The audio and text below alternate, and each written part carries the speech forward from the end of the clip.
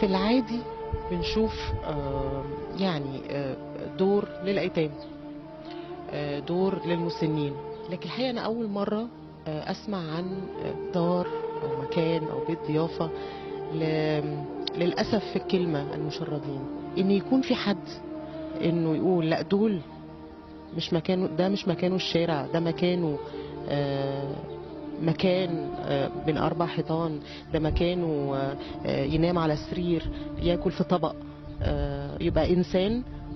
ده اللي عايزين النهارده نتكلم. احساسك لما ايديك بتمد الخير، اول ما تشوف الفرحة في عين الغير، وكأنك في السما طاير فوق اعلى من الطير، وكفاية يكون ربنا عنك راضي وفرحان. بتصرفوا ازاي اولا؟ المستلزمات الصحيه بتجيبها على اي اساس؟ هل بتسال دكاتره؟ الدار هنا انا ابتديت ان انا اخد المكان، استأجرت مكان دور كامل، عبارة عن دور و6 غرف وجنينتين، 3 غرف للسيدات و3 غرف للرجال. غرفه فيها سريرين، غرفة بيكون فيها فردين، فالمكان هنا يشيل 12 حالة. محتاج طبعا أدوية عشان معظم الحالات بتبقى جاية حالتها الصحية مش مظبوطة. بنحتاج بامبرز لأن عندي حالات بتلبس بامبرز. بنحتاج كراسي متحركة، مشايات، طبعا أكل شرب، الحاجات طبعا الأدوية الدكاترة هي اللي بتقول عايزين ايه. طبعا أنا ببقى أول حاجة بعملها إن المستشفى، فالمستشفى هي اللي بتقول لي ده ينفع يقعد في دار ولا بيفضل في المستشفى، ياخد رعايته الصحية تماما وما بنقلوش الدار إلا إذا كانت الحالة بتاعته مستقرة تماما. محمود، بتفضل طول الوقت تحاول تدور عليهم على أهل ولا في حالات خلاص يعني أنت عارف إن دي لا يمكن ترجع لأهل؟ في حالات خلاص يعني ببقى توصلت إن مستحيل الرجوع للأهل، وفي حالات ما لهاش أهل. يعني أنا معايا حالة عم ناصر. عم ناصر هو عنده ضمور في الأعصاب ومرمي في الشارع من وهو صغير، وأهل الخير عملوا له كده زي فرشة بينام فيها في الشارع. لما سنه كبر ده ابتدت مشاكل صحية تحصل له، وابتدى ان هو يبقى في حالة متدهورة صحيا. تواصلوا معايا وكلموني، رحت اتقابلت معاه واتكلمت معاه ونقلته على مستشفى وعالجته تماما، وهو موجود معانا هنا. ازيك يا عم ناصر؟ ايوه. بيحكي قبل كده؟ بيحكي قصص. وهو على فكرة ناصر عنده ضمور في الأعصاب وعقله عقل طفل 5 سنين يعني. عم ناصر، عملت أصحاب هنا؟ مين صاحبك هنا؟ مين شاور لي عليه؟ مين هو؟ انت صاحبه؟ عم محسن صاحبك؟ اكتر واحد صاحبك؟ طيب كويس.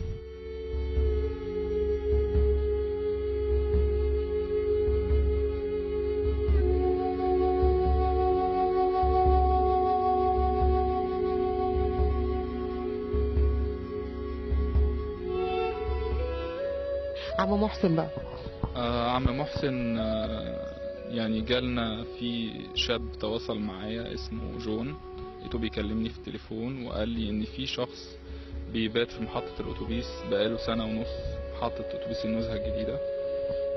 توجهت عليه على طول ورحت قعدت مع عم محسن، ولقيت عم محسن مستجيب تماما وقال لي انا تعبت من القعدة من الشارع. عم محسن واعي جدا، وللأسف ليه اهل بس اهله رامينه وفي كهوت في انت كلمت اهله؟ هو نفسه يعني لما اتعاملت معاه بعرف من الحالة، يعني لقيت معاه صورة لبنته، فبقول له مين دي بنتك؟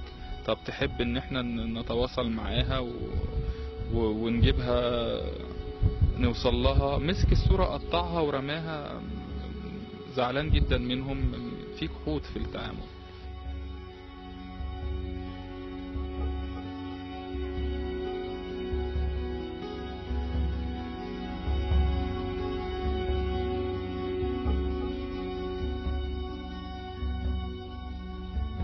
ما عنديش اهل. بس انت كنت فين قبل ما تيجي هنا؟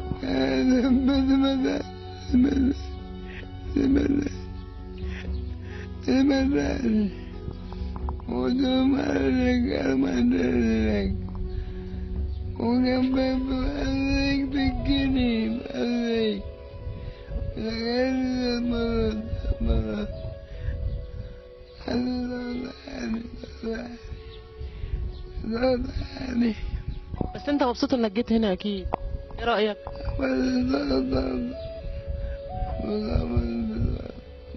مبسوط؟ الحمد لله.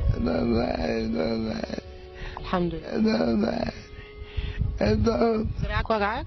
ترجم لك هو بيقول ايه؟ انت فاهماه؟ هو بيقول ان هو ملوش اهل، وهو بيته وقع، وهو عايش في محطة اتوبيس على الدكة، وعنده جلطة، وهو مبسوط ان هو جه هنا الحمد لله. تحب مين هنا اكتر حد بقى؟ محمود اكتر حد؟ لما محمود جه كده وانت كنت في المحطة، انت صدقت ان في حد جاي يقول لك تعالى تعالى تعيش عيشة كويسة؟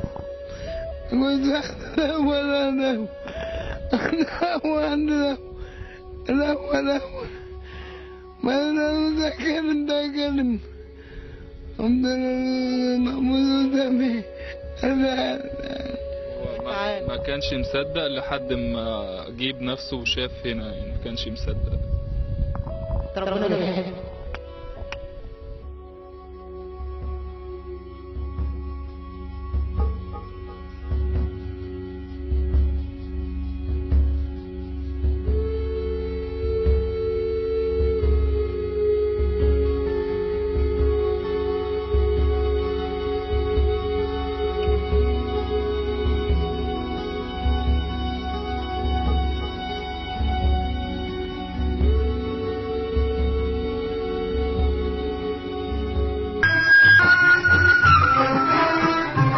معظم اللي اتعاملت معاهم بيبقوا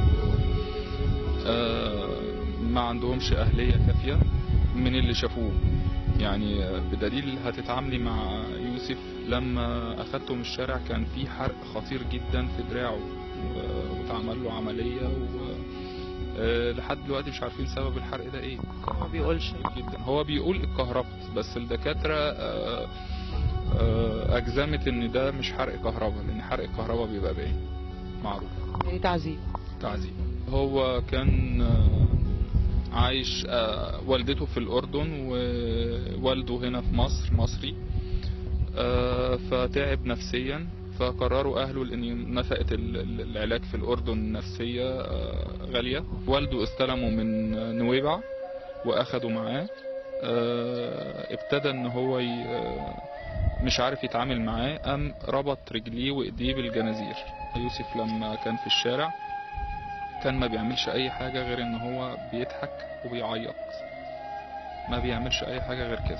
النهاردة هو لما شاف راحة وشاف معاملة إنسانية بقى طبيعي جدا زيي وزيك، وتقدري تتكلمي معاه. واحنا في انتظار، تواصلت كمان مع اهله ووصلت لهم، وفي انتظار ان هم يجوا في اي لحظة ياخدوه ان شاء الله. عايز اقولك ان يوسف بيعرف يقرأ ويكتب وبيعرف يتكلم فرنساوي، وبيصلي، وحد يعني شخص جميل، مش هقدر اقول عليه اكتر من كده.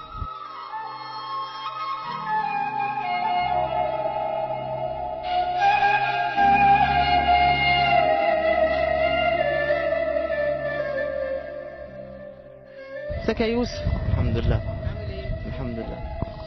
انت كنت في الاردن؟ ايه اللي حصل بقى؟ ما بعرفش، لقيت حالي بمصر مربوط عند ابوي وابصر. بعد كده عملت ايه لما لقيت نفسك مربوط وانت في بيت باباك؟ ما بعرفش، كان قاعد عنده فترة عند بس بعدين حيلا لقيت حالي بعرف شو صار، لقيت حالي كان معاي بطانية انام فيها. الناس كانت بتعاملك ازاي؟ كان ايه اللي بيحصل؟ ولا كيف يعني بقول؟ يعني كان في ناس كويسة بتعطف، في ناس بتأذيك. لا ما كانش حدا بيأذيني، كانوا يعني مريحين معي. كويسة كانت كلها. أمم. كنت بتاكل وتشرب ازاي؟ اللي كان يعطيني سندويش، واللي كان يعطيني كيس أكل، واللي يعطيني مصاري ومش ذاكر. أهلك وحشوك؟ والله كثير. انت عندك اخوات؟ أمم. اسمهم ايه؟ خالد ومار وحمودة. انت رابع ولد؟ أمم. في واحد الله يرحمه رائد. مامتك وحشتك؟ كثير. عايز تقول لمامتك ايه يا يوسف؟ إني اشتقت لها وبحبها يعني هي أغلى ما أملك. كنت بتفكر في ايه وانت كده موجود في الشارع؟ اكتر حد كنت بتفكر فيه، اكتر حاجة كان نفسك فيها؟ إني أعرف وين أنا. انا فين؟ أمم. بس انت الحمد لله دلوقتي في مكان جميل. الحمد لله. مبسوط بالمكان هنا؟ الحمد لله. ناوي على ايه ان شاء الله؟ إن شاء الله بعد ما أخف ومحمود يوديني الأردن واستضيفه عنا وورد له الجميل وهيك. نكمل دراستنا بقى ونخطب ونتجوز ونعمل حياة جميلة ولا ايه؟ لا ده أرجع على مكان شغلي وارجع اربي حمام وبعدين نجيز. انت كنت بتربي حمام؟ ان شاء الله ربنا يسعدك يا يوسف ان شاء الله. ان شاء الله.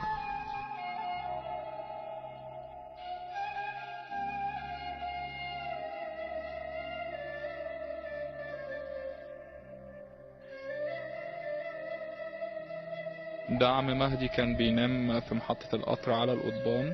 تمام. قضبان؟ على القضبان. يعني هو قصد ان هو يتخلص من حياته؟ هو ما فيش مكان يقدر ينام فيه غير ده، لان هو لو نام في اي مكان تاني الناس بتضايقه ويمشي من هنا.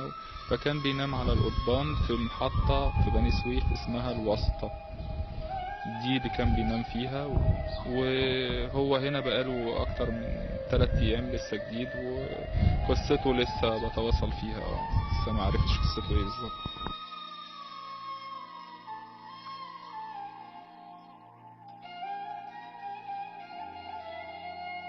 هذه أهلي في حلب، زوجتي وأولادي في تركيا.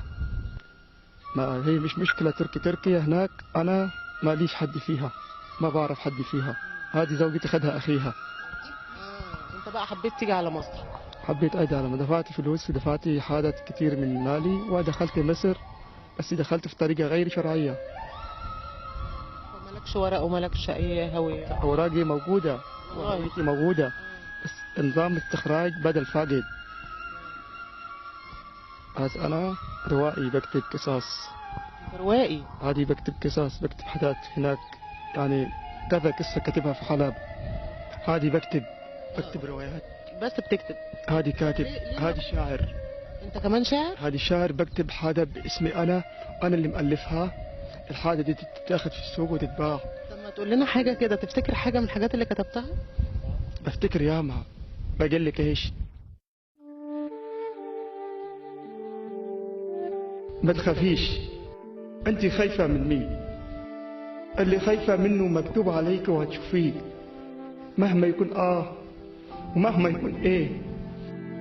انت فيك اللي تغرب وراح بلاش، فيك اللي سافر ولا جاش، فيك اللي باع نفسه للحياة من غير ثمن، فيك اللي سهر الليل وتذل من الزمن. فيك حاجات كتيرة اتغيرتش، بس اللي اتغير فيكي شكلك وملامحك. اسألي كل حاجة من حواليكي تقول لك مين أنا ومين أنتي.